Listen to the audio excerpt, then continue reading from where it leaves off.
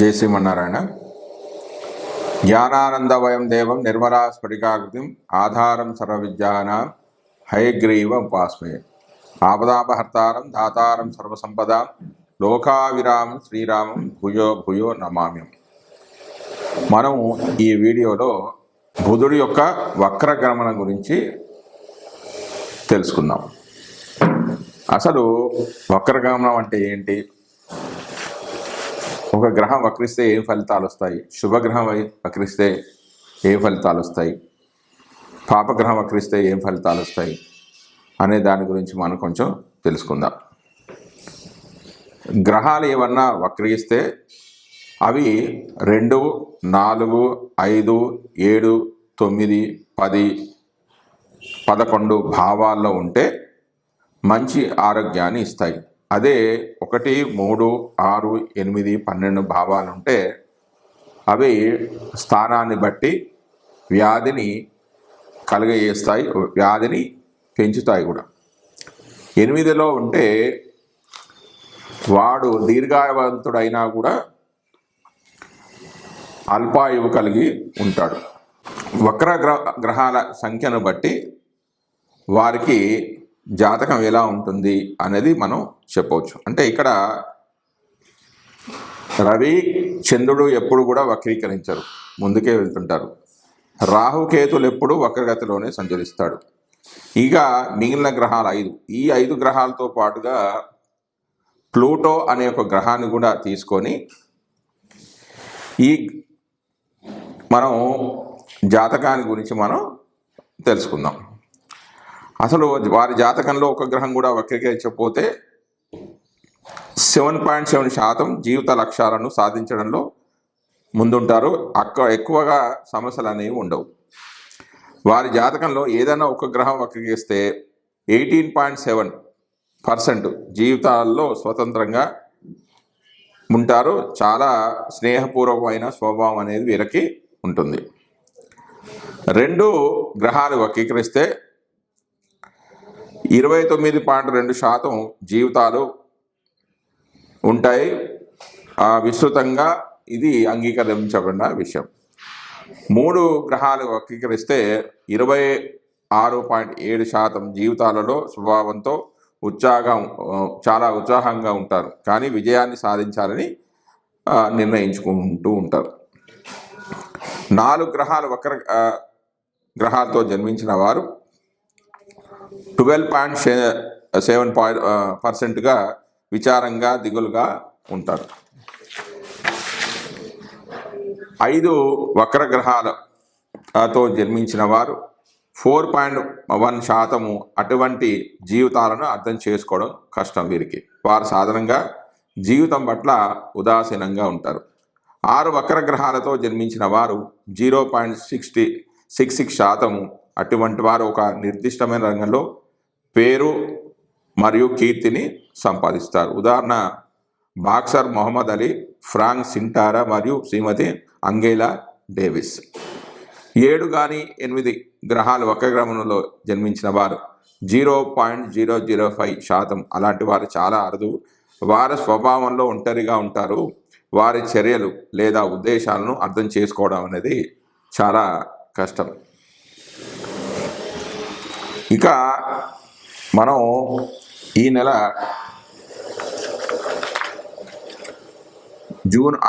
August 6వ తారీఖు నుంచి ఆగస్టు 28వ తారీఖు వరకు బుధుడు వక్రీకరిస్తూ ఉన్నాడు.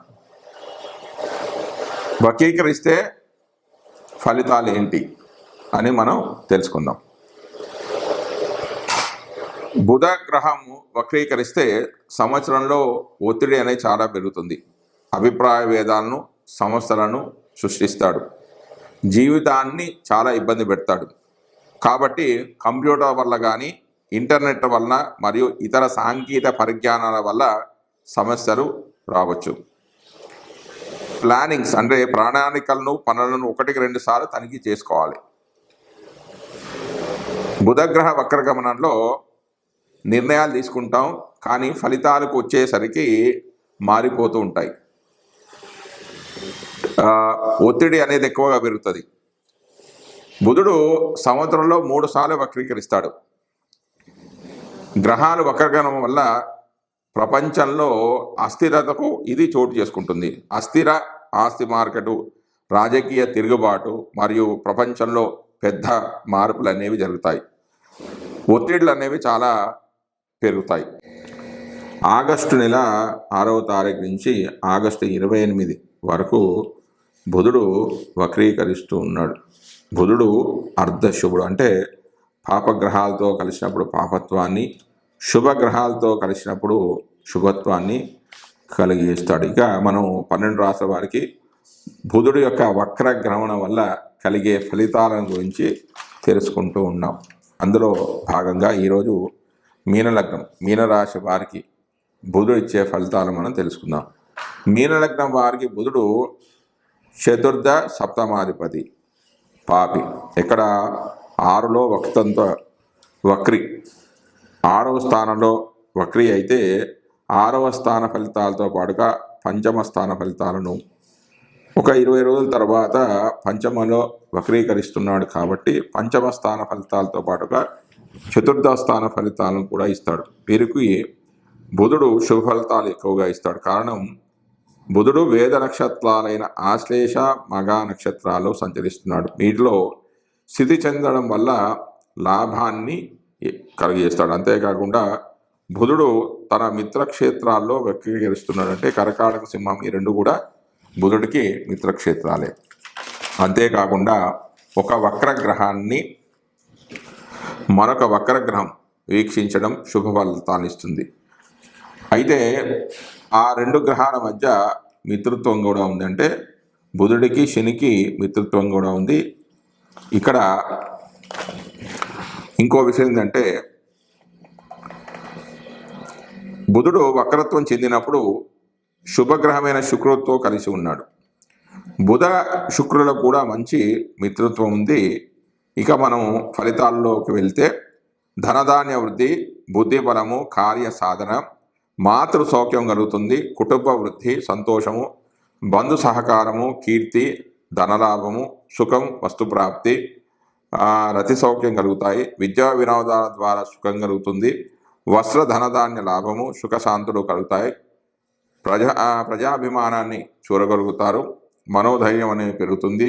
జయం, కీర్తి, ధనవృద్ధి కలుగుతాయి. కొంత అనారోగ్యం, ఉష్ణబాధలు, కలహం, తాపము, భార్యాపుత్రులతో భిన్నాభిప్రాయాలు, కొంత వాతపిత్తాది వ్యాధులు, శ్రమకరమైన, అంటే కష్టపడితే కానీ ఫలితం రాదు, కొన్ని పనులు అనేవి జరుగుతాయి. కానీ ఇందులో ఎక్కువగా శుభ ఫలితాలు ఎక్కువగా జరుగుతాయి, పాప ఫలితాలు అనేవి తక్కువగా జరుగుతాయి. జై శ్రీమన్నారాయణ. ఈ వక్రగ్రహాల గురించి గర్గ మహర్షి కొన్ని విషయాలను చెప్పడం జరిగింది.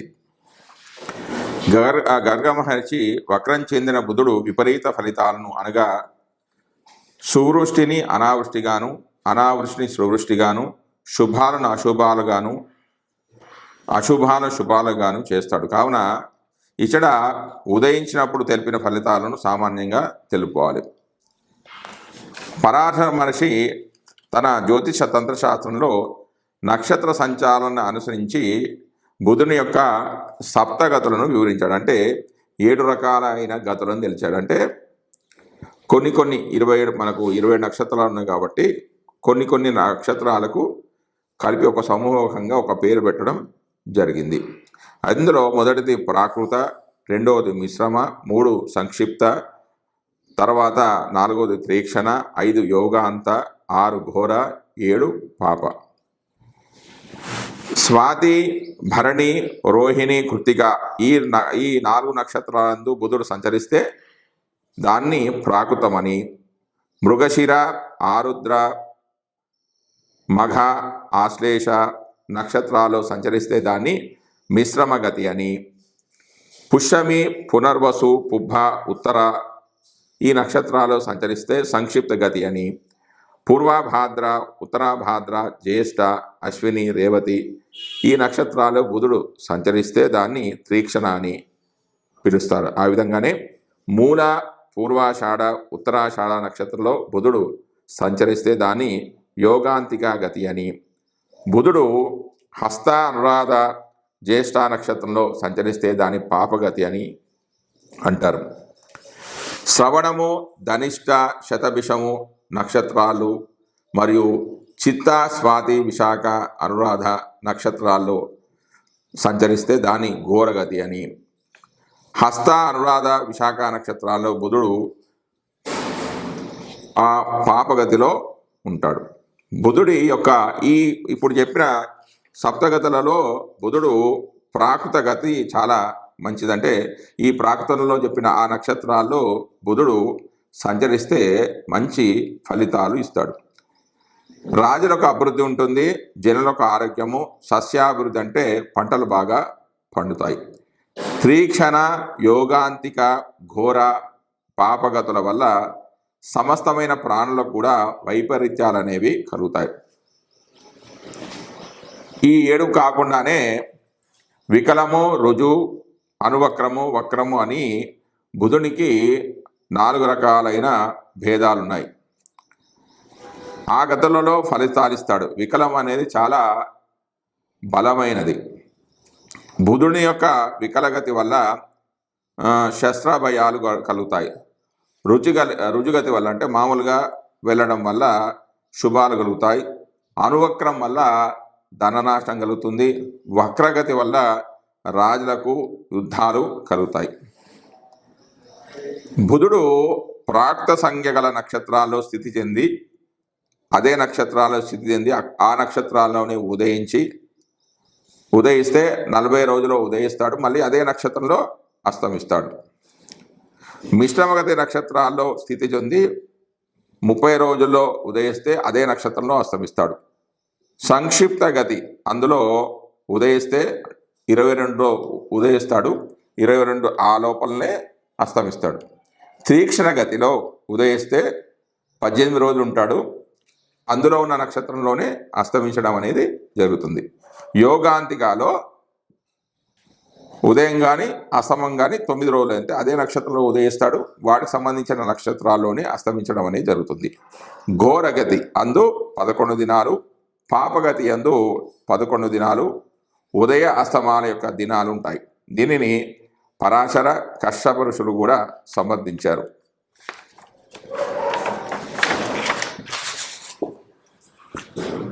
దేవలని యొక్క మతాన్ని అనుసరించి బుధునికి రుజు, అతివక్ర, వక్ర, వికల అని 4 విధాలైన గతులు ఉన్నాయని చెప్పడం జరిగింది. ఇందులో రుజుగతి అందు వరుసగా 30, 24, 12, 6 దినాలందు బుధుడు సంచరిస్తూ ఉంటాడు. అనగా 30 దినాలు రుజుగతి, 24 దినాలు అతివక్రము, 12 దినాలు వక్రగతి, వికలగతి అందు 6 దినాలు సంచరిస్తూ ఉంటాడు. బుధుని యొక్క రుజుగతి అంటే మామూలుగా వెళ్ళడం అనేది శుభాన్ని ఇస్తుంది. అతివక్రం వల్ల దుర్భిక్షం కలుగుతుంది, ధననాశం కలుగుతుంది. వక్రగతి వల్ల శస్త్ర భయాలు కలుగుతాయి, ఉగ్రవాదుల వల్ల భయం కలుగుతుంది. వికలగతి వలన రోగ భయాలు కూడా కలుగుతూ ఉంటాయి. బుధగ్రహము ప్రతి సంవత్సరము 3 సార్లు వక్రగమనం చెంది నిలకడగా ఉండి మళ్ళీ రుజుగతిలో ప్రవేశిస్తాడు. దీనివల్ల కమ్యూనికేషన్స్, వ్యాపారము, ప్రణాళికలపై పడుతుంది. ఈ ప్రభావం అనేది వ్యాపారం మీద, ప్లానింగ్స్ మీద, బిజినెస్ మీద పడుతుంది. ఇక జన్మజాతకంలో బుధుడు వక్రీ అయితే జాతకుడు తన మాట తీరులో, ఆలోచనలో చాలా జాగ్రత్తగా ఉంటాడు. ఇక సాధారణ విషయానికి వస్తే బుధుడు వక్రీ అయినప్పుడు తపాలా పనులలో జాప్యము, ఉత్తరాలు అందకపోవడము, కమ్యూనికేషన్లకు అంతరాయం కలగడం, టెలిఫోన్లు అనేవి పనిచేయకపోవడం, రవాణా సమస్యలు, అచ్చు తప్పులు, పొరపాట్లు, తప్పుడు నివేదికలు, పరిశ్రమలలో ఉత్పత్తి, రవాణా ఆలస్యంగా జరగడం, పరిశ్రమలకు రుగ్మతలు, సమ్మెలు, మిషన్లు చెడిపోవడం, కార్మిక నాయకులతో చర్చలు విఫలం కావడం జరుగుతాయి. బోధన అంటే టీచింగ్, మీడియా రచనలు, చర్చలు, సంప్రదింపులు, వీటి మీద ప్రభావం అనేది ఎక్కువగా పడుతుంది. వీరు తమలో తాము మాట్లాడుకోవడం, సన్నగా పాట పాడుకోవడం అనేది ఉంటుంది. ఇతరులు చెప్పింది వినిపించుకోరు. వారు చేసేది చెప్పేది ఏమిటో అర్థం కాదు, అసలు పొంతన అనేది ఉండదు. బుధుడి యొక్క వక్రగమనం వల్ల జరిగే చెడు ఫలితాలు ఏమిటి అంటే, ప్రణాళికలు ఎంత జాగ్రత్తగా సిద్ధం పెట్టుకున్నా అంటే ప్లానింగ్ ప్రకారం జరిగినా కూడా నిర్ణయాలు జరుగుతాయా జరగవో అనే ఒక ప్రశ్నార్థకంగా ఉంటుంది. కార్యాలలో జరగాల్సిన రకరకాల పనులు సులభంగా చేయడంలో విఫలమవుతూ ఉంటాయి.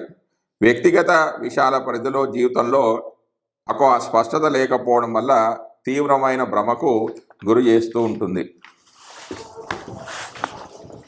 బుధుడు వక్రీకరిస్తే ఆ సమయంలో కొత్త వెంచర్లు ప్రారంభించడానికి లేదా కొత్త పనులు మొదలుపెట్టడానికి అనువైన సమయం అనేది అసలు కాదు. ఉత్తమమైన నిర్ణయాలు తీసుకోవడానికి మనం ఏదైనా సమాచారాన్ని కోరుకుంటే అది సమాచారం అనేది మనకు లభించదు. మీ పనులు జరగడానికంటే మనం ఏదైనా పని చేసుకోవడానికి ఏదైనా వ్యక్తులను ఏర్పాటు చేసుకుంటే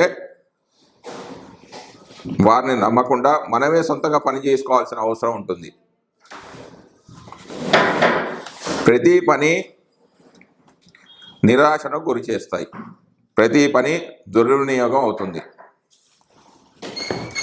పై కారణాల వల్ల వక్రగమన కాలంలో ఒక పనిని మరలా ఆలోచించండి, ప్రణాళికలను సమీక్షించుకోండి. అంటే చేసిన పనులు సరిగా ఉన్నాయా లేదా అని మళ్ళీ చూసుకుంటూ ఉండండి.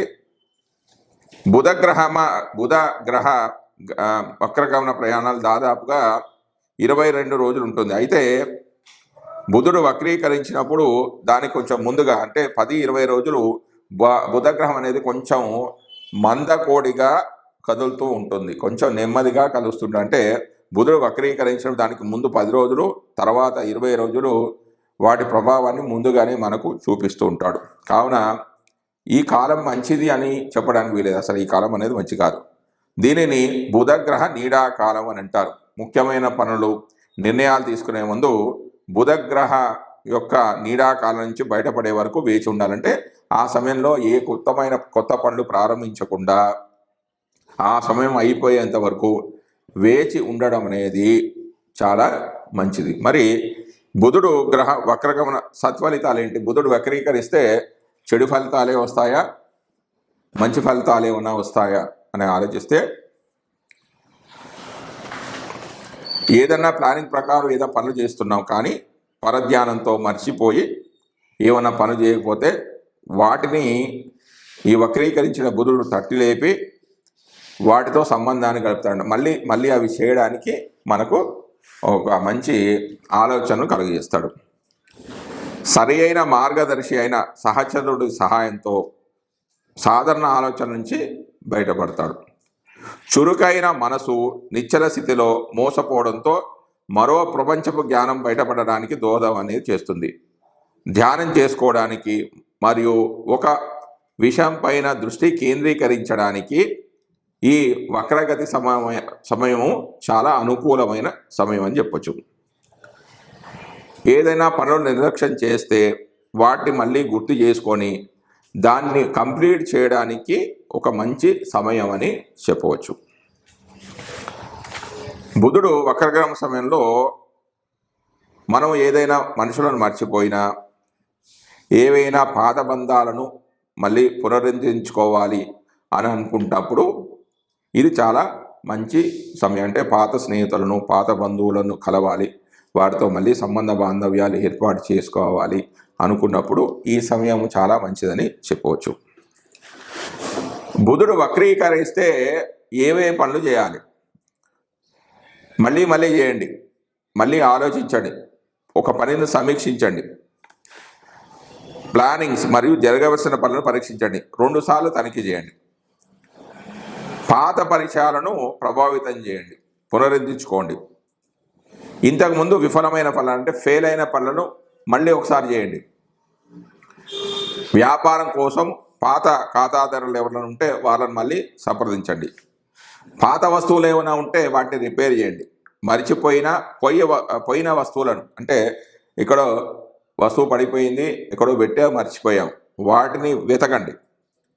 ముఖ్యమైన వాటిని భద్రపరచండి. ఇక బుధుడు వక్రీ అయితే చేయకూడని పనులు ఏంటి అంటే కొత్త పనులను, కొత్త చర్చలను, కొత్తగా తెలియని వ్యక్తులను భాగస్వాములుగా దరిచేరనీయకండి. కొత్త ఉద్యోగాన్ని అసలు ప్రారంభించకండి. కొత్త వెంచర్ని అసలు ప్రారంభం చేయకండి. ఎలక్ట్రానిక్ వస్తువులను కొనుగోలు చేయకండి. ఎగుమతులను పంపడం లేదా స్వీకరించడం చేయకండి. కానీ బీమా పాలసీ అనేది కొనుక్కోవచ్చు. చివరి నిమిషంలో ప్రయాణాలు చేయడం లాంటివి మాత్రం చేయకండి. అధిక వివరణాత్మక పనులు, ముఖ్యంగా సంఖ్యాశాస్త్రము అంటే గణిత పనులు ఉంటాయి కదా, అవి మాత్రం చేయకండి.